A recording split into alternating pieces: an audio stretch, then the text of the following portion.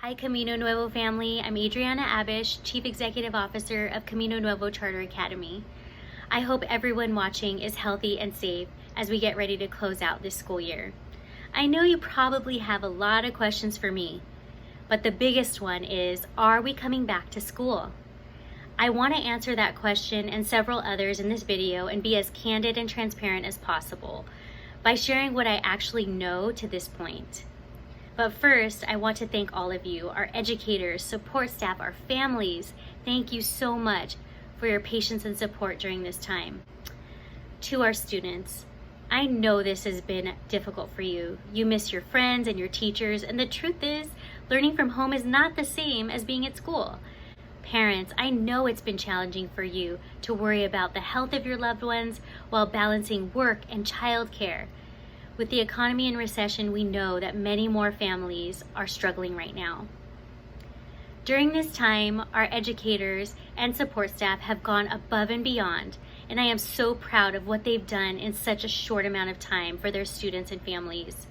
Teachers had 1 week to transition to teaching online, and since then, they've managed to reconnect to almost every single one of our 3,500 kids. Our support staff has been incredible, getting laptops to families that didn't have one, volunteering to serve lunches so that students wouldn't go without food. And like you, they also want to know, what will happen next? I wish I could tell you that life will go back to normal, but that doesn't seem to appear to be the case at this time. We're still not out of this crisis. A vaccine for COVID is the best hope for ending this pandemic, but currently there is not one available. And it's unlikely that one will be available by the start of school on August 10th. So let me share what we know and what our plans are so far as the coming school year.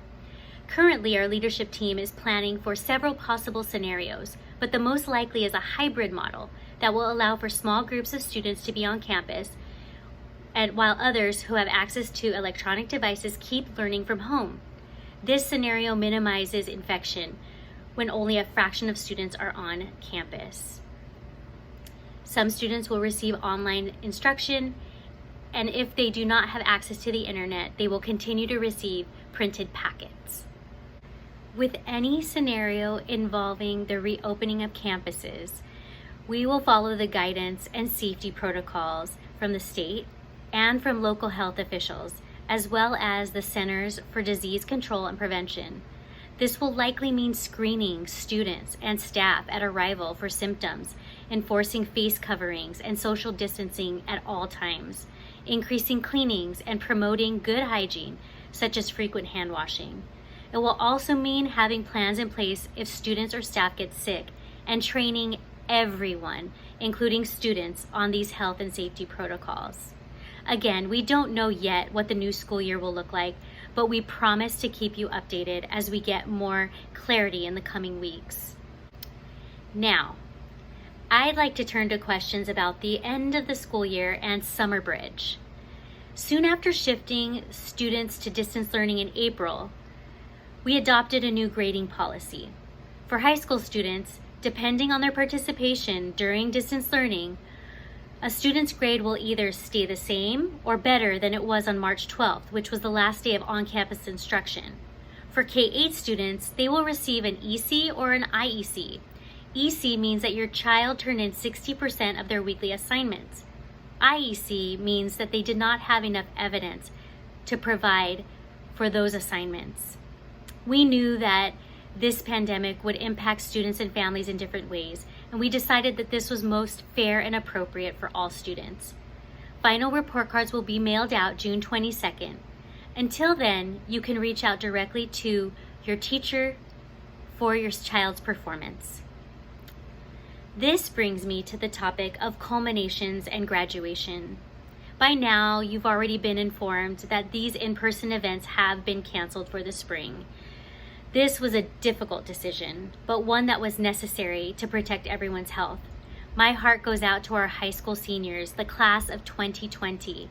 You have been through so much and worked so hard these past 4 years. I know how much you were looking forward to graduation. That's why your high school will be holding a special graduation ceremony in December.